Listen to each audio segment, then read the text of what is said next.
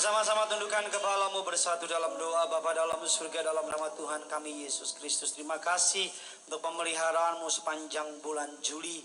Kami mengucap berkat untuk berkati Tuhan sepanjang bulan Agustus. Kalau kami bisa melewati sepanjang bulan Juli, semua karena anugerah kebaikan Tuhan. Kami percaya Tuhan yang menolong kami, memelihara kami di bulan Juli, Tuhan yang sama akan memelihara, menolong kami di bulan Agustus ini. Kami percaya bersama dengan umat-Mu berkumpul di tempat ini, kami rasakan hadirat-Mu. Terima kasih untuk tim pujian penyembahan yang Tuhan telah pakai. Sekarang tiba waktunya urapi hamba-Mu. Setiap kata kalimat ada tanda, kuasa dan mukjizat. Allah Roh Kudus, mampukan hamba-Mu untuk menjadi saluran berkat. Allah Roh Kudus, mampukan hamba-Mu untuk bisa mengajar umat-Mu di tempat ini. Segala kuasa kegelapan kami ikat, kami patahkan, kami hancurkan. Tidak memiliki bagian atas umat orang percaya. Jaringan yang kami pakai, setiap jemaat yang menonton dalam dan luar negeri, Jakarta dan daerah, setiap mereka diberkati Tuhan. Jemaat Multibedas Gading Nias juga diberkati Tuhan. Dalam nama Tuhan kami Yesus Kristus, setiap kita yang siap diberkati firman Tuhan, sama-sama dengan bangga kita katakan, kita kasih tepuk tangan yang luar biasa bagi Tuhan kita. Silakan duduk kembali saudara.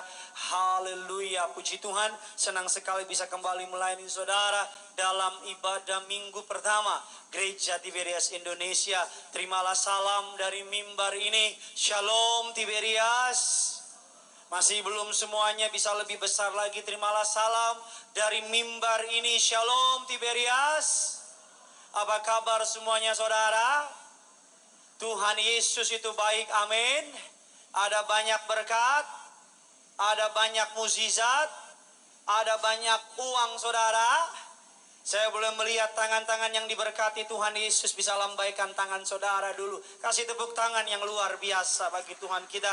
Saya sudah lama tidak melakukan ini dan saya ingin kembali melakukannya. Saudara yang bawa Alkitab, boleh angkat Alkitabmu tinggi-tinggi. Saudara yang Alkitabnya ada di HP, boleh angkat HPmu tinggi-tinggi. Saudara yang tidak bawa apa-apa alias tidak modal, boleh angkat tangan aja saudara. Sama-sama angkat Alkitabmu di atas, di bawah angkat HP-mu. Sama-sama dengan imam percaya, sama-sama ikuti doa saya. Dalam nama Tuhan Yesus Kristus, aku percaya Alkitabku adalah firman Allah yang hidup. Aku adalah sama seperti yang difirmankannya. Aku adalah sama seperti yang dijanjikannya. Aku yang terima firman Tuhan, hidupku tidak akan sama lagi. Kasih tepuk tangan yang luar biasa bagi Tuhan kita. Haleluya. Kita akan sama-sama belajar kebenaran firman Tuhan. Kenapa saya lakukan ini lagi? Karena hari-hari ini gereja menghadapi tantangan yang tidak mudah. Akibat pandemi ini ada banyak orang mulai ngerasa nyaman ibadah online, ibadah di rumah. Kalau memang tidak bisa datang karena faktor usia dan kesehatan, saya mengerti.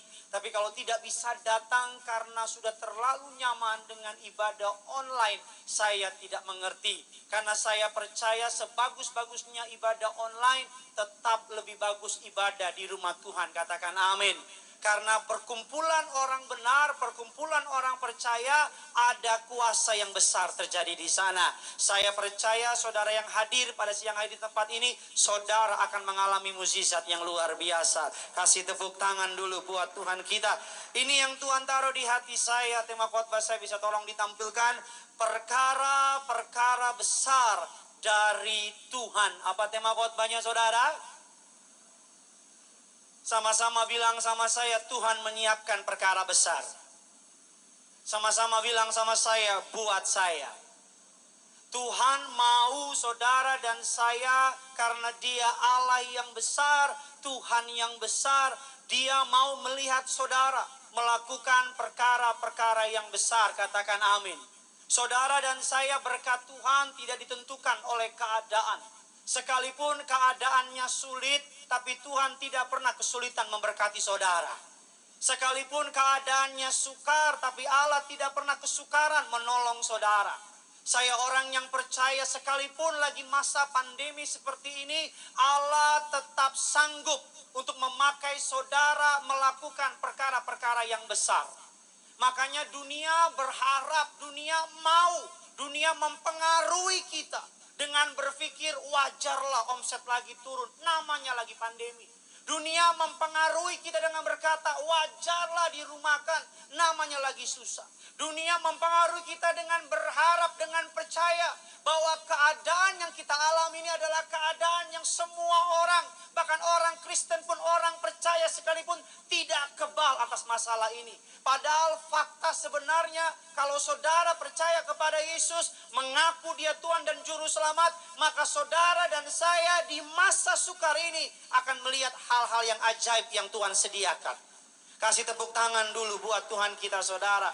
Kita buka firman Tuhan. Saya masuk dalam inti kebenaran firman Tuhan. Siapkan pulpen saudara, catat ayatnya, foto firmannya, agar saudara kapanpun saudara butuh, saudara bisa kembali melihat. Injil Yohanes 14 ayatnya yang ke-12 dan ke-14 kita baca bergantian. Seperti biasa saya baca ayatnya yang pertama, saudara baca ayatnya yang kedua, demikian seterusnya. Gading Nias, jemaat Tuhan ibadah online yang sudah di sana, sama-sama dengan saya katakan, saya pasti diberkati. Aku berkata kepadamu, jemaat Gading Nias, jemaat ibadah online jam 2 siang, sesungguhnya barang siapa percaya kepadaku, dia akan melakukan juga pekerjaan-pekerjaan yang aku lakukan, bahkan pekerjaan-pekerjaan yang lebih besar daripada itu. 13 saudara.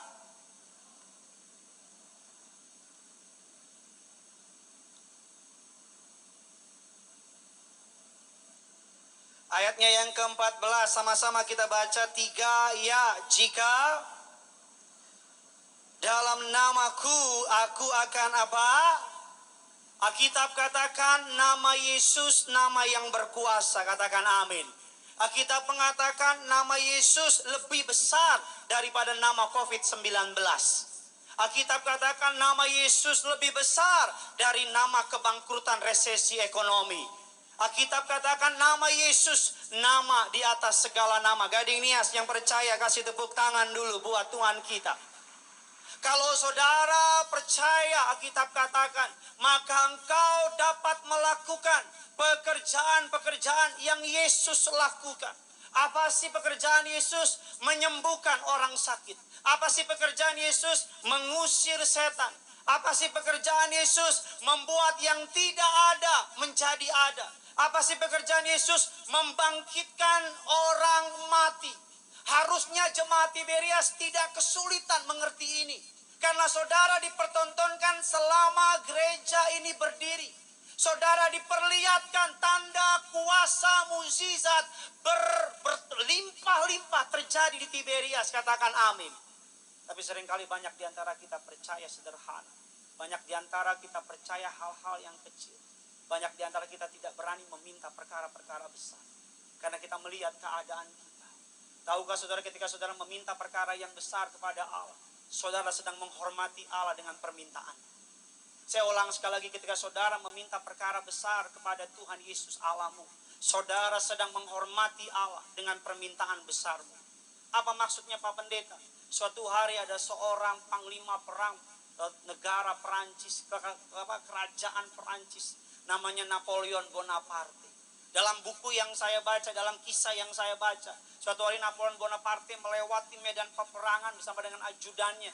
Ada seorang prajurit berlutut depan Napoleon Bonaparte dan berkata, "Jenderal yang besar, saya telah mengikuti jenderal bertahun-tahun. Saya telah berperang dengan setia kepada jenderal bertahun-tahun. Izinkanlah saya pulang ke kampung halaman saya. Istri saya sedang sakit, anak saya sedang membutuhkan uang. Dan izinkanlah saya pergi, saya meminta sejumlah uang besar kepada jenderal." Mendengar permintaan prajurit itu yang besar, ajudan dari Napoleon Bonaparte marah, berkata, "Kurang ajar kamu. Berani-beraninya kamu meminta hal yang besar itu kepada jenderal Napoleon Bonaparte, kepada kaisar." Dan apa jawaban Napoleon Bonaparte? Napoleon Bonaparte berkata, "Jangan marahi dia. Sesungguhnya dia sedang menghormati saya karena dia meminta perkara besar sama saya. Dia tidak mungkin datang kepada orang kecil untuk meminta perkara besar. Dia datang kepada saya orang besar karena dia tahu saya sanggup memenuhi kebutuhannya." Saudara nggak akan datang sama orang kecil karena saudara tahu orang kecil nggak bisa tolong saudara. Saudara pasti datang ke orang besar karena saudara tahu orang besar bisa tolong saudara. Makanya saudara, ketika engkau datang sama Tuhan, meminta perkara-perkara ajaib dari Tuhan, meminta perkara-perkara heran dari Tuhan, sesungguhnya Tuhan tersanjung, Tuhan merasa terhormat dengan permintaanmu. Kok ada yang tepuk tangan sih? Amin. Suatu hari ada seorang orang tua, opa-opa, punya anak-anaknya yang pertama di Jakarta, anak yang kedua di Bandung. Saudara, berapa anaknya? 2 orang. Opa-opa ini tinggal di LA, Langowan Atas, daerah Sulawesi Utara.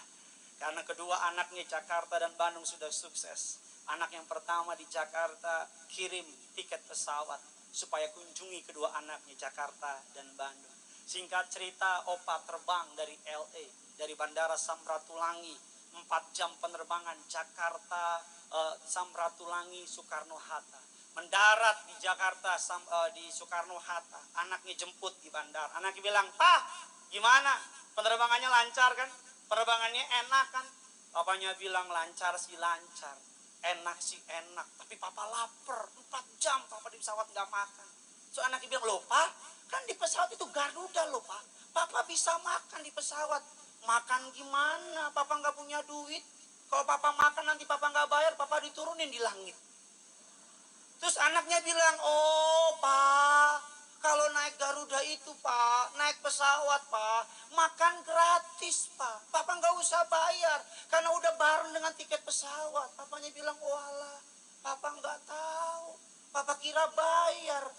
Berapa minggu kemudian, giliran anaknya yang di Bandung. Ini papa pergi ke Bandung naik kereta Argo Pariangan.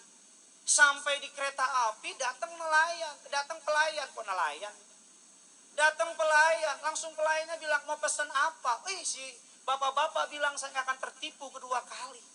Ini bapak bilang, "Nasi goreng 2, nasi rames 3. Terus kata pelayannya, "Kan bapak sendiri." "Jangan banyak omong loh, kasih sini cepetan. Coca-Cola 3, Sprite 2, bahkan cuci tangan pakai Coca-Cola. Pokoknya semua yang ada di dapur taruh di sini semua." Sampai pelayannya bilang, "Kan bapak cuma sendiri." Saya nggak akan tertipu kedua kali." Sampai di Bandung kita semua tahu, ditagihlah tagihan. Dan ketika ditagih, ini opa dibilang, "Kita sekali tertipu di pesawat. Tidak kedua kali kita nggak akan tertipu." Kata pelayan, "Apa maksud bapak tuh? Di pesawat saya makan, nggak tahu gratis, saya nggak makan. Di kereta api saya tahu gratis, saya makan. Nggak mungkin ditagih." Kata pelayannya, "Bukan begitu Pak. Pesawat sama kereta berbeda." Semenjak hari itu, opa tidak lagi menginjakan kaki di Pulau Jawa. Karena dia bilang, orang Pulau Jawa jahat-jahat, dia bilang. Kita ketawa ya, padahal seringkali kita sama seperti opa-opa itu. Ada begitu banyak kekayaan yang Kristus miliki dalam hidup kita. Ada begitu banyak janji-janji besar yang Tuhan siapkan dalam hidup kita.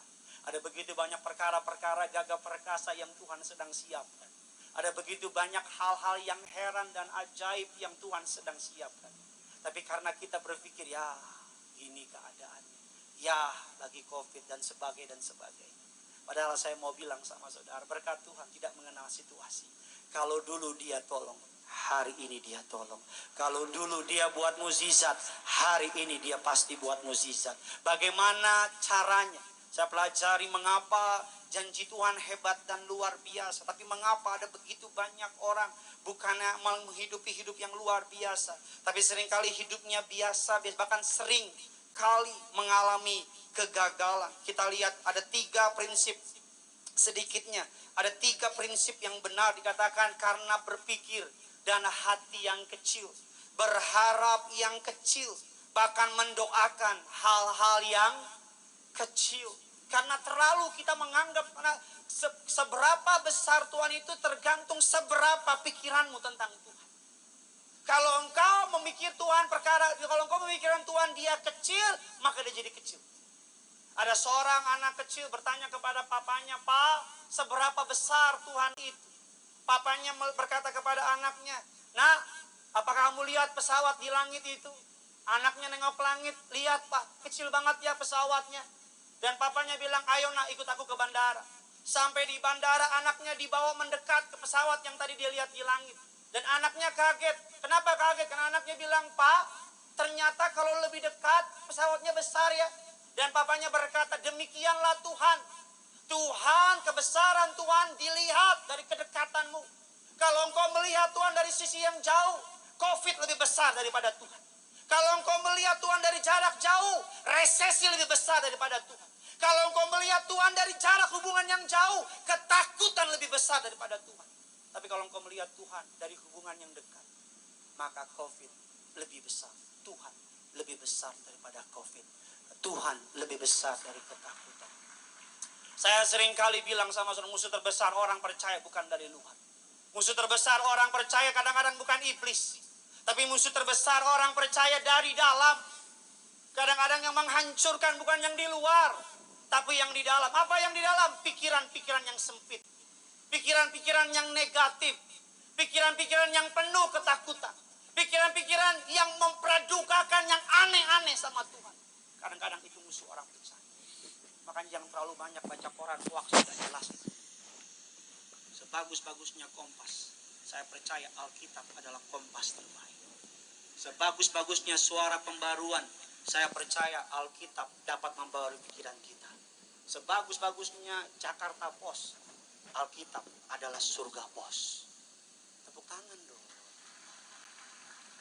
Udah mikirin koran-koran tuh dari tadi saya. Saya mau bilang sama saudara, seringkali Tuhan gak dapat bekerja hebat dan luar biasa. Karena pikiran-pikiran sempit kita. Karena kita berpikir wajarlah omset turun. Ya wajarlah keadaan sukar lagi begini. Saya selalu percaya justru masa-masa sukar seringkali adalah cara Tuhan di masa sukar untuk promosikan kita. Bagi Goliat, bagi orang Israel, Goliat adalah hal yang menakutkan. Tapi bagi Daud, Goliat adalah promosi dari Tuhan. Daud berkata kepada orang Israel, kepada orang banyak, Tuhan yang melepaskan aku dari cakar beruang. Tuhan yang melepaskan aku dari cakar beruang. Tuhan yang sama akan melepaskan aku dari tangan Goliat. Bagi orang-orang musuhnya Daniel, goa singa adalah menakutkan, kematian. Tapi bagi Daniel, goa singa adalah promosi dari Tuhan. Kadang-kadang berkat Tuhan packagingnya masalah.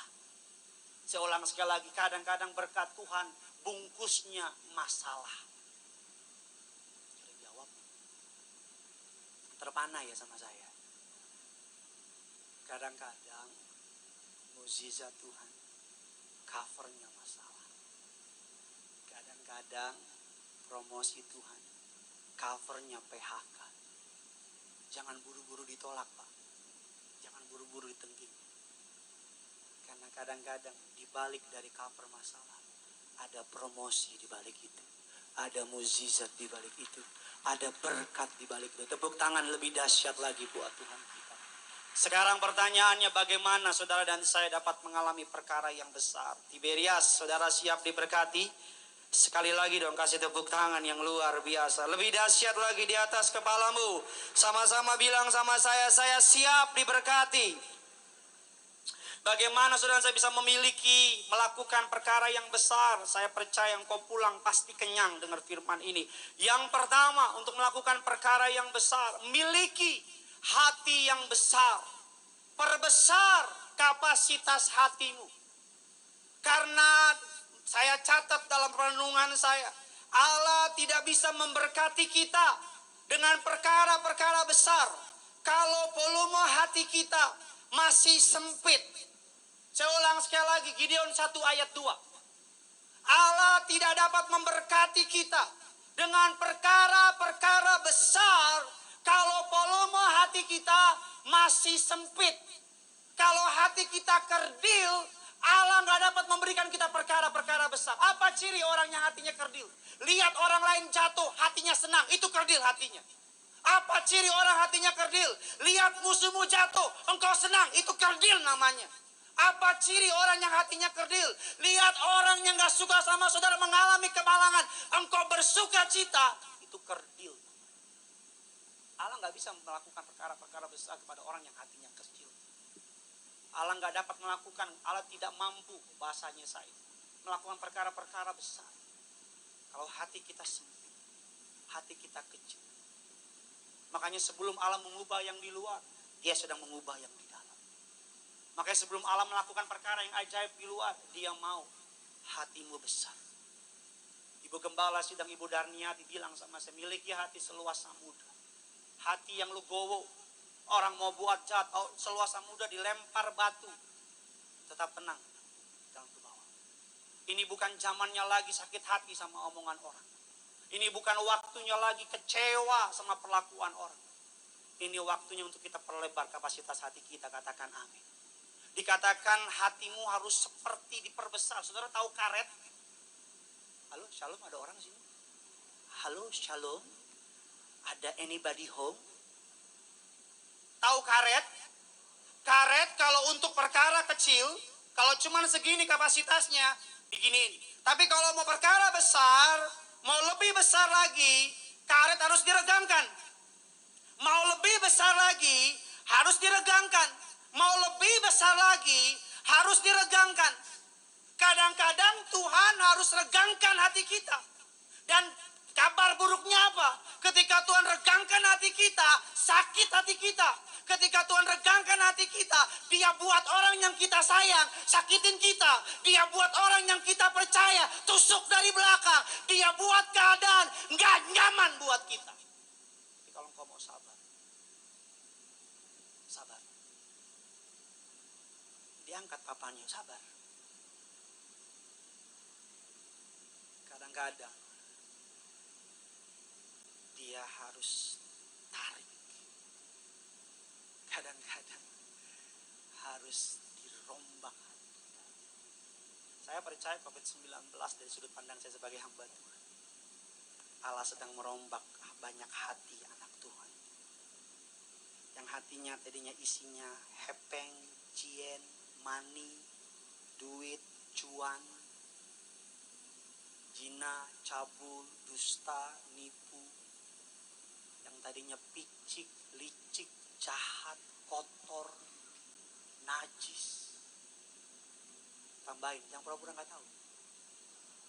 Iya, jadi iya. Ini pendeta masih muda, keras banget khotbahnya. Kirain boy band Korea dia. Saya tahu kok. Tuhan ibarat akuarium sedang dibersihkan. Kita lihat Yesaya 54. Saya harus cepat. Yesaya 54 ayat yang kedua dan ketiga. Yuk jemaat Tuhan kita baca. 3, 2, 1, ya.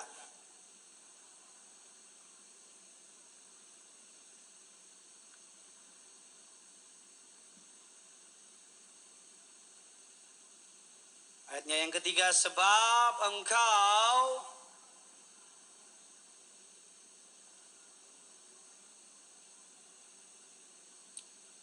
Alkitab, sudah bisa perhatikan saya ke depan. Alkitab memberikan gambaran yang menarik di ayatnya yang kedua, atau mengatakan ayatnya yang kedua.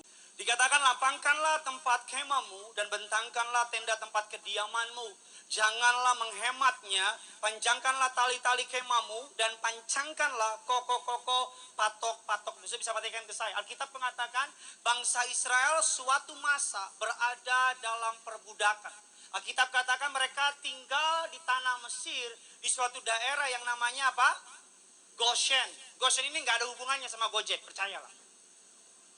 Jangan pikir Goshen, jangan-jangan Tiberias di Goshen ya. Goshen Alkitabiah nih. Nggak gitu Bambang.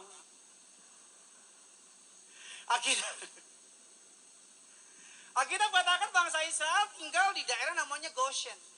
Menurut statistik, menurut para ahli teolog, menurut para sarjana teologi, bangsa Israel berlipat-lipat jumlahnya, berjuta-juta. Tapi tanah tempat mereka tinggal sedikit.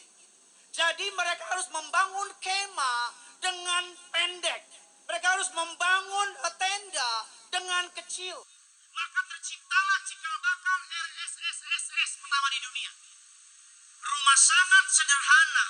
Sampai-sampai selonjor saja. Sangat sulit sekali, Cin. Tapi yang menarik ketika mereka keluar dari tanah perbudakan, Alkitab katakan ketika mereka di tanah padang gurun, ketika mereka membangun tenda, ketika mereka membangun kemah,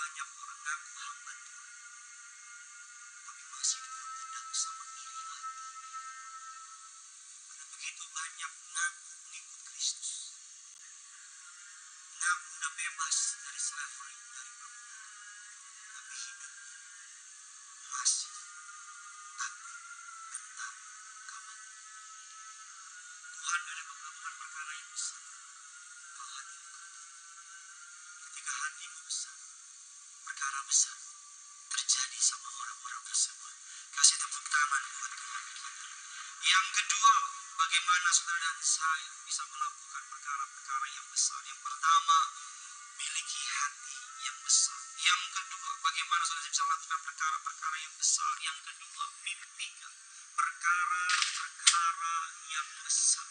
Sama-sama bilang sama saya, mimpi itu gratis. Sama-sama bilang sama saya, mimpi itu bebas.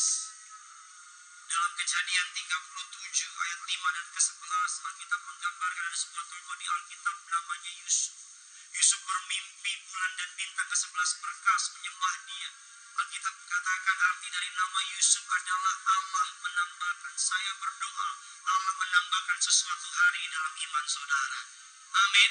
Allah menambahkan. Alkitab katakan, sudah bisa perhatikan ke saya, 11 berkas bulan dan bintang menyembah Yusuf. Tapi faktanya Yusuf dijual jadi budak. Bulan dan bintang menyembah Yusuf, 11 berkas menyembah Yusuf. Tapi kenyataannya Yusuf difitnah oleh Potifar. Bulan bintang 11 berkas menyembah dia. Tapi kejadiannya Yusuf di penjara. Tapi apa yang mau saya bilang sama saudara? Kalau orang sudah percaya visi dari Tuhan, kalau orang sudah tahu goalnya dari Tuhan, kalau orang sudah mengerti apa yang Tuhan dapat lakukan dalam hidupnya, keadaan buruk tidak pernah dapat memadamkan api orang benar. Saya ulang sekali lagi, keadaan buruk tidak pernah dapat memadamkan api orang benar. Alkitab katakan jalan orang benar kian lama kian terang benderang. Asal kau orang benar, Pak. Asal kau orang benar. Tapi saya hancur ngomong ini sama saudara. Asal engkau orang benar. Apapun boleh berbuat sama saudara. Tunggu tanggal lain. Tangan Tuhan yang kuat akan bela saudara, akan pelihara saudara, akan promosikan saudara. Apa sih visi itu? Visi saya pelajari jadi bahasa yang sederhana. Visi adalah gambaran masa depan yang lebih baik yang Tuhan. Gambaran masa depan yang lebih baik yang Tuhan. Itu visi.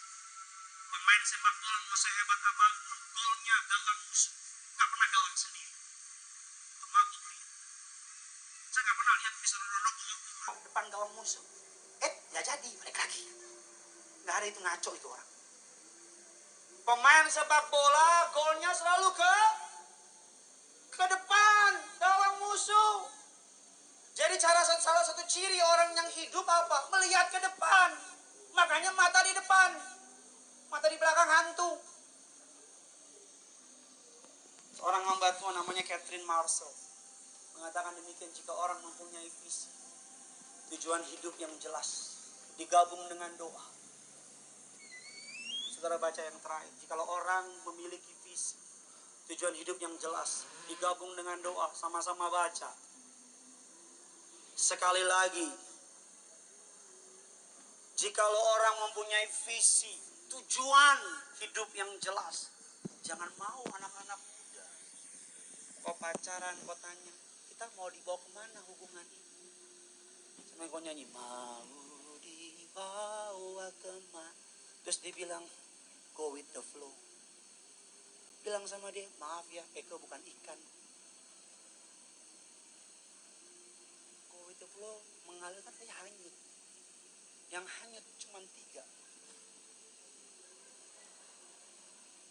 Pertama ikan, kedua sampah, yang ketiga isi sendiri. Seorang hamba Tuhan mengatakan, saudara, seorang founding father bangsa Indonesia yang kita banggakan, Insinyur Soekarno, gantungkanlah cita-citamu setinggi langit, bermimpilah setinggi langit. Jika engkau jatuh, engkau akan jatuh di pangkuan. Cakep ya bahasanya ya. Kan kalau orang dunia beda kan, jangan mimpi tinggi-tinggi, jatuhnya sakit. Belum mimpi udah jatuh dia. Tapi Soekarno bilang apa? Ini masih Gideon, mana Soekarno? Gantungkanlah cita-citamu setinggi langit, bermimpilah setinggi langit. Jikalau engkau jatuh, minimal engkau lebih tinggi dari pohon kelapa rumahmu. Soekarno kan pernah bilang, berikan saya 10 pemuda, saya akan guncang dunia. Kalau sekarang berikan saya seorang 10 pemuda, saya akan buat boyband Korea.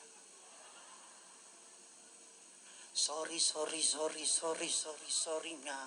Mekam. Pap.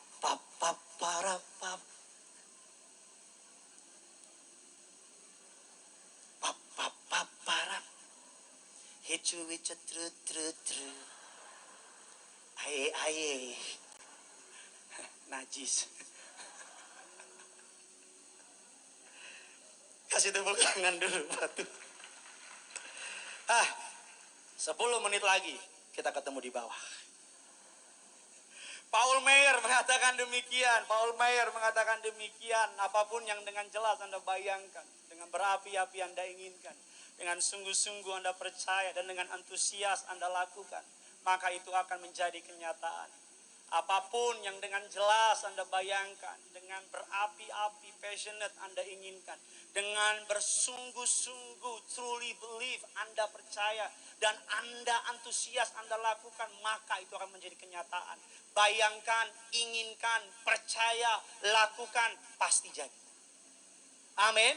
Sama-sama bilang sama saya, bayangkan, inginkan, percayakan, lakukan.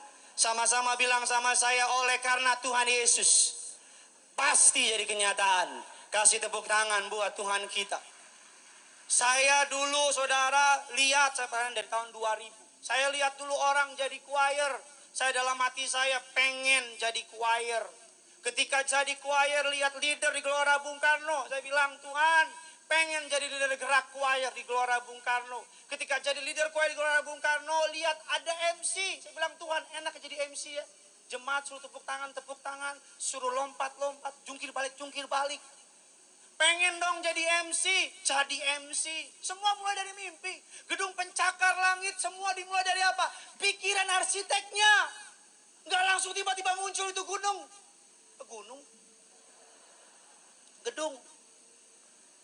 Semua dimulai dari pikirannya. Ini gedung gereja dimulai dari apa? Visinya Pak Pariaji. Nanti tanggal 17 Agustus Tiberias ulang tahun. Yang bangga Tiberias, tepuk tangan dulu dong buat Tuhan kita. Semua dimulai dari apa? Pikiran, visinya. Mana pernah kepikiran Bapak dan Ibu punya gereja sebesar ini? Mana pernah mereka mikir bikin Natal Gelora Bung Karno serame itu? Semua dimulai ketika saya lihat Pak Pariaji sama timnya. Dalam hati saya, Tuhan pengen dong ikut Pak Pariaji. Bawa minyak deh. Jadi minyak juga mau gue. Penting gue ikut Pak Pariaji.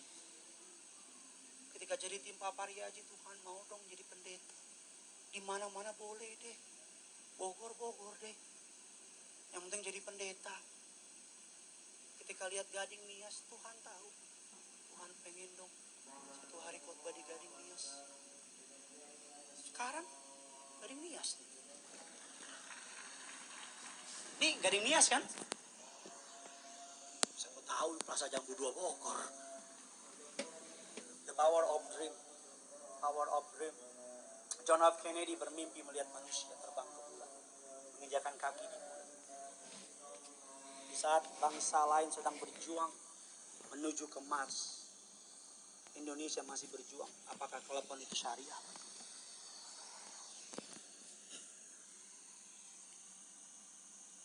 Manusia ke bulan. Sejarah mencatat Neil Armstrong, Buzz Aldrin, dan satu orang Jawa mendarat di bulan. Loh, benar ini? Koran bilang Neil Armstrong mendarat di bulan dengan selamat. Nggak ngerti, saya ulang lagi. Neil Armstrong mendarat di bulan dengan orang Jawa itu. Ada yang percaya bohong, Pak. Oh, selamat. Dikatakan Bill Gates bermimpi setiap rumah punya personal komputer. Martin Luther King Jr. bermimpi kesetaraan antara hitam, kulit hitam dan kulit putih. Bahkan dia bermimpi ada presiden Amerika kulit hitam. Martin Luther senang di surga sekarang. Karena Barack Obama pernah jadi presiden Amerika. Kita doa suatu hari ada jemaat Tiberias anak Tuhan jadi presiden Indonesia. Jangan lupa coblos. Gak ada yang gak mungkin. Gak ada yang siapa tahu nanti presiden Indonesia Gideon Simanjuntak. Nggak, jangan tepuk tangan, nggak gue angkat jadi menteri lo, nggak akan. Yang ketiga, yang terakhir ya. Yang ketiga, yang terakhir, kita sama-sama belajar perkara-perkara besar. Imam musik maju ke depan, bagaimana dapat melakukan perkara-perkara yang besar, memiliki hati yang besar, mimpikan perkara-perkara yang besar. Dan yang ketiga, yang terakhir, doakan perkara-perkara yang besar. Yeremia 33 ayatnya yang ketiga. Sama-sama jemaat Tuhan kita baca. 3, 2, 1, ya.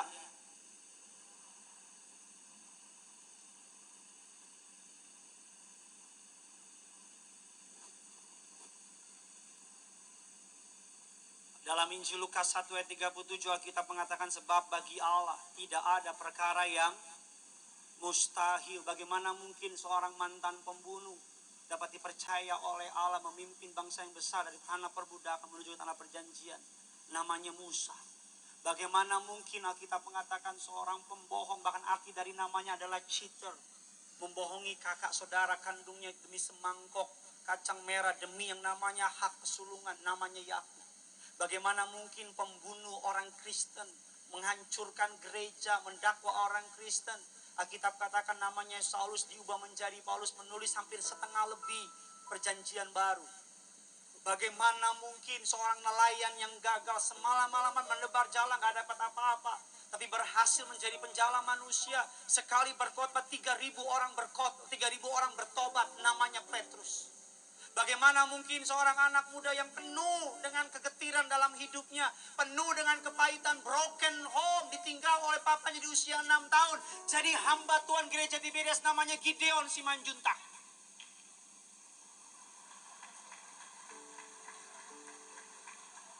Ini bapak ini senang banget, jangan-jangan kok papaku. Bagaimana mungkin, Pak? Bagaimana mungkin? Tadi saya ke Gading Marina, saya duduk di samping tempat Pak Pariaji keluar. Saya bilang sama tim saya, dulu gue di sini nih, nungguin Pak Pariaji keluar. Tiap kali Pak Pariaji turun dari lift, saya turun dari tangga. Saya nggak pernah berani bermimpi dipercaya melayani di gereja sebesar ini. Mendapat kehormatan, dapat julukan, atau dapat jabatan asisten gembala sidang, gembala martir. Doakan perkara-perkara besar. Mama saya selalu doain saya. Apa doanya? Mama doa, kamu dipakai Tuhan lebih besar dari orang-orang yang punya ayah. Sekalipun kamu gak punya ayah, tapi kamu dipakai Tuhan lebih hebat dari orang yang punya ayah. Tiap jam 7 sebelum saya pelayanan, saya telepon mama saya. Mah, buntut pelayanan, ayo kita doa. Bahkan mama saya masih terus berdoa. Nah, Tuhan besar. Percaya, ada hal besar menanti kita. Ayat terakhir, 1 Tawarik. Ayatnya yang ke-9 dan ke-10. Yabes lebih dimuliakan daripada saudara-saudaranya. Nama Yabes itu diberi ibunya kepadanya, sebab katanya, aku telah melahirkan dia dengan kesakitan. Yabes berseru kepada Allah Israel, katanya, sama-sama kita baca.